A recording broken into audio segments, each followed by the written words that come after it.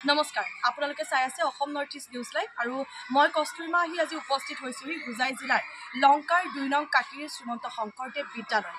শ্ৰীমন্ত শংকৰদেৱ বিদ্যালয়ত আজি এক উখল মাখল পৰিৱেশে বিৰাজ কৰিছে যিহেতু আজি 14 নৱেম্বৰে হৈছে শিশু দিৱস।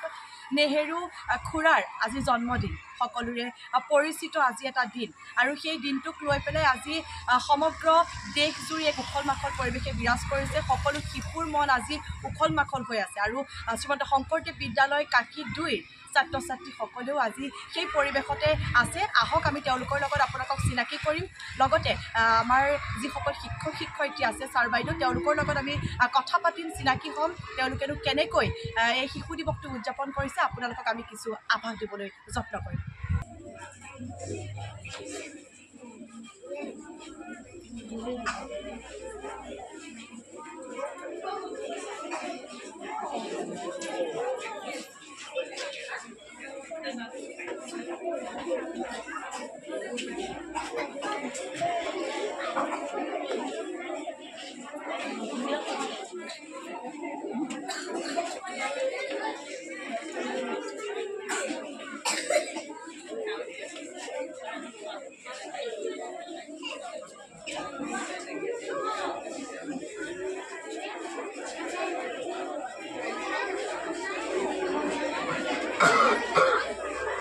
আজি আমাৰ বাবে এটা আনন্দৰ দিন 14 নৱেম্বৰ।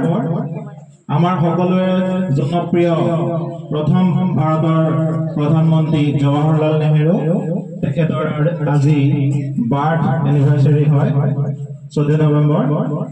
তেখেতে আমাৰ শিশুসকলক অতিকৈ মৰম কৰিছিলে।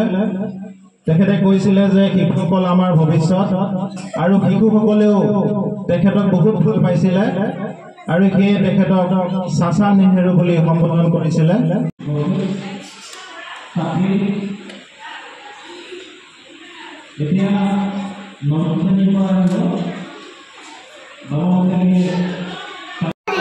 তেখেতৰ জন্ম হৈছিল। তেখেত ভাৰতৰ প্ৰথম প্ৰধানমন্ত্ৰী আছিল। তেখেতে শিশুসকলক বৰ মৰম কৰিছিল আৰু তেখেতক সেইবাবে সকলোৱে নেহেৰু খুৰা বুলি মাতিছিল। শিশুসকলৰ প্ৰতি থকা মৰম আৰু ভালপোৱাৰ বাবে তেখেতৰ জন্মদিনটো শিশু দিৱস হিচাপে পালন কৰা হয়। সেয়ে এই দিনটোতে তেখেতলৈ সন্মান আৰু শ্ৰদ্ধা জনোৱা হয়। ইয়াকে কৈ মোৰ চমু বক্তৃতা সামৰণি মাৰিলোঁ। শিশু দিৱসৰ উপলক্ষে দুআষাৰমান ক'বলৈ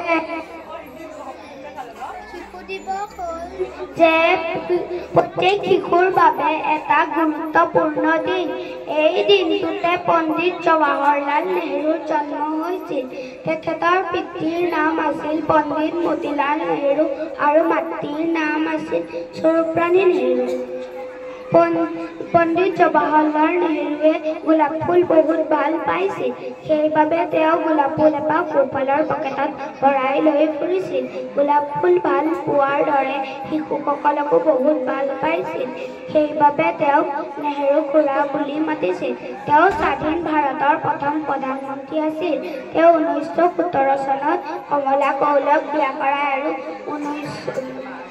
1916 চনত কমলা কৌৰক বিয়া কৰায় আৰু 1917 চনত 19 নৱেম্বৰত ইন্দিৰা গান্ধীৰ জন্ম হয়। তেখেতে 1964 চনৰ 27 মে' তাৰিখে পৰলোক প্ৰাপ্তি ঘটে। শেষত এইখিনিকে কৈ মোৰ চমু বক্তব্য সামৰণি মাৰিলোঁ। নমস্কাৰ। তোমাৰ নামটো কি? আজি যে ছবি আঁকিছা তোমালোকে, আজি কি দিৱস? 14 নৱেম্বৰ কি দিৱস? জৱাহৰলাল নেহেৰুৰ জন্মদিন। আজি শিশু দিৱস। শিশু দিৱসৰ শুভেচ্ছা জনাইছোঁ তোমালোকলৈ। ডাঙৰ মানুহ হোৱা আৰু এতিয়া ধুনীয়াকৈ ছবি আঁকা, হ'ব? আঁকা। কি আঁকি আছা তুমি? জাতীয় পতাকা? আঁকা। শংকৰদেৱ বিদ্যালয় কাকিদুইৰ ছাত্ৰ ছাত্ৰীসকলে শিশু দিৱস উপলক্ষে যি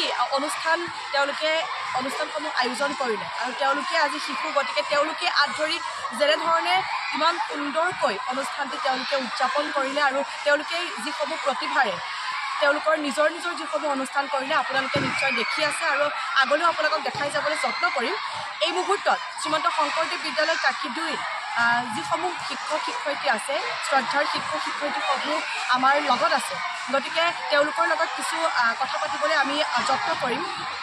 শিক্ষক শিক্ষয়িত্ৰীসকল নহ'লে আমাৰ সেই বিদ্যালয়খনৰ শিশু এটি ভৱিষ্যতটো নিৰূপণ কৰিব পৰা নাযায় গতিকে শিক্ষক শিক্ষয়িত্ৰীসকলে সকলো হয় মূল ভেটি হয় গতিকে তেওঁলোকৰ লগত আমি চিনাকি কৰাম আৰু পোনপ্ৰথমে তেওঁলোকৰ লগত কিছু কথা পাতিবলৈ আমি যত্ন কৰিম। আহক ছাৰ, আজি আমি আপোনালোকৰ ইয়ালৈ আহিছোঁ আৰু লগতে শিশু দিৱস উদযাপন কৰিছে আপোনালোকৰ বিদ্যালয়ত গতিকে কেনেধৰণে উদযাপন কৰিছে আৰু লগতে শিশুসকলক উদ্দেশ্যি আজি দিনটোত কিবা ক'ব নেকি? জৰিয়তে মই এনেই নিউজ চেনেলৰ মোৰ পৰিয়ালক ধন্যবাদ জনাইছোঁ আমাৰ ইয়াত উপস্থিত হোৱাৰ কাৰণে। আজি 14 নৱেম্বৰ শিশু দিৱস, সমগ্ৰ ভাৰতবৰ্ষতে শিশু দিৱস পালন কৰা হয় আৰু আমিও প্ৰত্যেক বছৰেই আমাৰ বিদ্যালয়ৰ ছাত্ৰ ছাত্ৰীসকলক লৈ আমি উলহ মালহেৰে শিশু দিৱস পালন কৰোঁ আৰু আজি শিশুসকলৰ মাজত আমি বিভিন্ন প্ৰতিযোগিতা চলাইছোঁ। চিত্ৰাংকন প্ৰতিযোগিতা, আকস্মিক বক্তৃতা, কুইজ, কবিতা আবৃত্তি আৰু ছাত্ৰ ছাত্ৰীসকলৰ মাজত বিভিন্ন সিহঁতে গান গাইছে গতিকে ভাল লাগিছে। আমাৰ দিনজোৰা কাৰ্যসূচী চলি থাকিব আৰু তোমালোকলৈ সকলোৱে ধন্যবাদ থাকিব। ধন্যবাদ জনাইছোঁ ছাৰক আৰু লগতে ইমান সুন্দৰকৈ এটি শৈক্ষিক লগতে সকলো ক্ষেত্ৰত শৈক্ষিক আধ্যাত্মিক আৰু তেওঁলোকক যিধৰণে মানসিক উৎকৰ্ষ সাধনত তেওঁলোকে অগ্ৰণী ভূমিকা গ্ৰহণ কৰিছে ছাৰ বাইদেউ সকলোকে অশেষ ধন্যবাদ আৰু আমাৰ অসম নৰ্থ ইষ্ট নিউজ লাইভৰ ফালৰ পৰা কৃতজ্ঞতা জ্ঞাপন কৰিছোঁ আৰু আমাক আজি আহি পোৱাৰ লগে লগে যিখিনি সহায় সহযোগিতা আগবঢ়ায় তাৰ বাবেও পুনৰবাৰ অশেষ ধন্যবাদ জ্ঞাপন কৰিছোঁ। লগতে আমি যিহেতু বাইদেউসকলে অহাৰ পৰাই লক্ষ্য কৰি আছোঁ শিশুসকলৰ লগত নিজৰ ল'ৰা ছোৱালীৰ দৰে লাগি আছে গতিকে সেই অংকুৰ মুকুলৰ ছাত্ৰ ছাত্ৰীসকলক মেনেজ কৰাটো পৰিচালনা কৰাটো আচলতে ইমান সহজ কাম নহয় গতিকে তেওঁলোকক দেখি আছোঁ প্ৰথমৰ পৰাই তেওঁলোকে এই যেনেদৰে পৰিচালনা কৰিছে তেওঁলোকৰ লগত আমি কথা পাতিবলৈ যত্ন কৰিম। বাইদেউ, আমি অহাৰ পৰাই দেখি আছোঁ আচলতে যেনেধৰণে অনুষ্ঠানসমূহ চলি আছে গোটেই অনুষ্ঠানসমূহতে আপোনালোকে ইমান সুন্দৰকৈ পৰিচালনা কৰি আছে। কিমান কণ শিশুসমূহ ইয়ালৈ আহিছে, শিশুসকলক আপোনালোকে ইমান সুন্দৰকৈ কবিতা শিকাইছে, গীত শিকাইছে, লগতে তেওঁলোকে বিভিন্ন ধৰণৰ প্ৰতিযোগিতাত অংশগ্ৰহণ কৰিছে। সেই ক্ষেত্ৰত আপুনি কি ক'ব? ধন্যবাদ। প্ৰথমে সকলোকে এই শিশু দিৱসৰ শুভেচ্ছা মই জ্ঞাপন কৰিছোঁ। সঁচাই খুব ভাল লাগে আমি যিহেতু কণ শিশুসকলৰ লগতে জড়িত থাকোঁ। আমাৰ ওপৰতেই তেওঁলোকৰ ভৱিষ্যত নিৰ্ভৰ কৰে। আমি আজিয়ে নহয় প্ৰত্যেক দিনাই যাতে আজিৰ দৰে শিশুসকলৰ লগত প্ৰতিভা বিকাশ কৰি আমি যেন তেনে উন্নতিৰ দিশত আগবঢ়াই নিব পাৰোঁ এই মোৰ কামনা থাকোঁ। ধন্যবাদ। ধন্যবাদ জনাইছোঁ আৰু ছাৰ বাইদেউসকল আছে সকলোকে পুনৰবাৰ ধন্যবাদ আৰু কৃতজ্ঞতা জ্ঞাপন কৰিছোঁ আৰু বিভিন্ন ধৰণৰ কাৰ্যসূচী চলি থাকিব। আপোনালোকক আমি পোনপটীয়াভাৱে সমূহ কাৰ্যসূচী দেখাবলৈ যত্ন কৰিম। আপোনালোকে চাই থাকিব Assam north east news live. ধন্যবাদ।